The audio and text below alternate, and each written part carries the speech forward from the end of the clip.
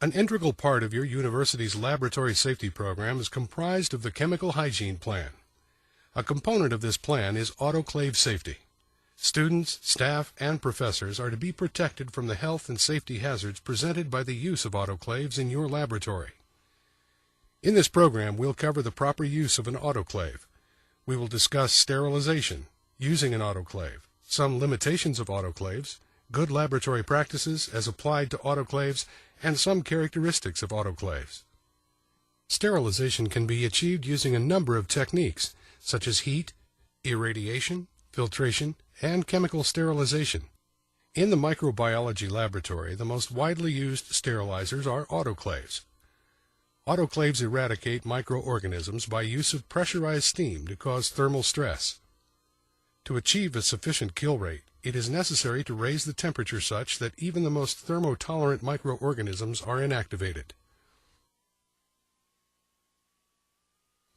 With the increased requirement to meet various laboratory safety and quality standards, modern autoclaves have evolved considerably from the days when large pressure cookers were widely used.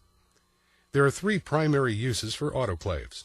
They are used to eradicate microorganisms, prepare culture media, reagents and equipment for microbial labs and tissue culture, and for decontaminating biohazardous waste materials. Sterilization refers to any process that effectively kills or eliminates transmissible agents such as fungi, bacteria, viruses, and spore forms from a surface, equipment, or biological culture medium. It must be noted that sterilization in this manner does not remove prions. A prion is an infectious particle of protein that, unlike a virus, contains no nucleic acid, does not trigger an immune response, and is not destroyed by extreme heat or cold. These particles are considered responsible for some often fatal diseases affecting the nervous system of animals and some degenerative diseases affecting the central nervous system of people. Autoclaves must be used properly to effectively decontaminate potentially biohazardous materials. The elements of temperature, time, and contact contribute to autoclave effectiveness. Adequate chamber temperature is at least 121 degrees centigrade or 250 degrees Fahrenheit.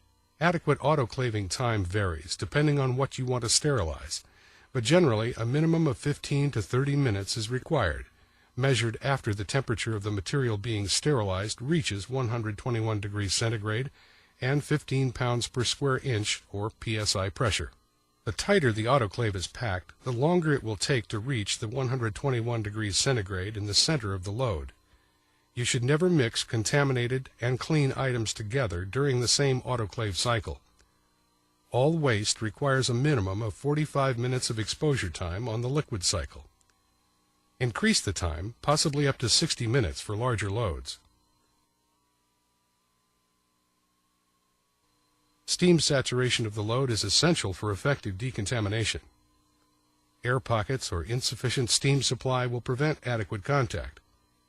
To ensure adequate steam contact, leave autoclave bags partially open during autoclaving to allow steam to penetrate into the bag. Add a small amount of water inside the bag to help ensure heat transfer to the items being decontaminated. You should not add water if it will cause biohazardous materials to splash out of the bag. Tape indicators can only verify that the autoclave has reached normal operating temperatures for decontamination. Tape indicators cannot measure the length of time spent at the required temperature. You should use the indicator tape with each load to verify that it has been autoclaved. To prevent spills and leakage from falling down into the drain in the bottom of the autoclave, use either a metal or glass pan to hold your liquid or waste material. Autoclaves are classified as pressure vessels and must be inspected at least annually according to federal and state regulations.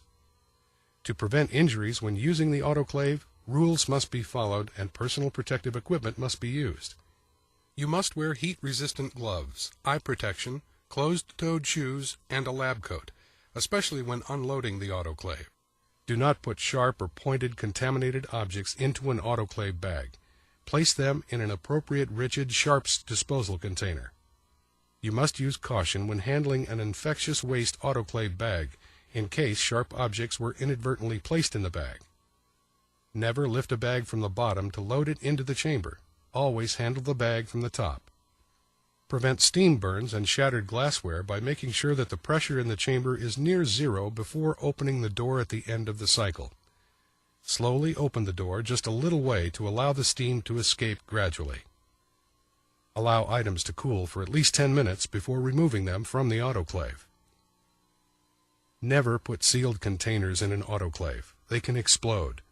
Large bottles with narrow necks may also explode if filled too full of liquid. Never seal a liquid container with a cork or stopper. Never put solvents, volatile or corrosive chemicals such as phenol, chloroform, or bleach, or radioactive materials in an autoclave. Before loading containers of liquids into the autoclave, the caps must be loosened to avoid having the bottles shatter during pressurization. Use a tray with a solid bottom and walls to contain bottles and catch spills. Add 1/4 to 1/2 inch of water so the bottles will heat evenly. Auger plates will melt and the auger will become liquefied when autoclaved. Avoid contact with molten auger. Use a secondary tray to catch any potential leakage from an autoclave bag rather than allowing it to leak onto the floor of the autoclave chamber. If there is a spill inside the autoclave chamber, allow the unit to cool before attempting to clean up the spill. If glass breaks in the autoclave, use tongs, forceps, or other mechanical means to recover fragments. Do not use bare or gloved hands to pick up broken glassware. It is best to turn the autoclave off to allow it to cool before attempting any cleanup of spills or debris. Make sure you understand how to operate the autoclave before starting to operate it. Inspect your autoclave components regularly. If you find a problem, notify your professor or laboratory instructor, and then do not operate the autoclave until it has been properly repaired. When working with culture media, reagents, and equipment in the microbiology laboratory, you should verifiably demonstrate that organisms have been eradicated. Also, you should verify that the growth characteristics of your media have not been compromised by the sterilization cycle. It is certain that some media components will be thermally labile and will suffer from a degree of heat degradation. One of the most critical elements for an autoclave is the loading. Placing too much material in an autoclave may not allow sufficient room for thorough steam circulation. You must make sure your autoclave will cope with the volume and type of material you plan to put through it. You should study your autoclave's specifications in the manufacturer's operating manual. In this autoclave safety program, we've covered many aspects of the proper use of an autoclave. Additional use and safety information can be found in the manual provided by your autoclave's manufacturer. We covered sterilization, using an autoclave, some limitations of autoclaves, and good laboratory practices as applied to autoclaves. Be sure you receive training on the specific autoclaves used in your department. We hope that you can use this information to stay safe and healthy in your learning environment. If you have any questions, ask your professor or contact your environmental health and instructional safety department.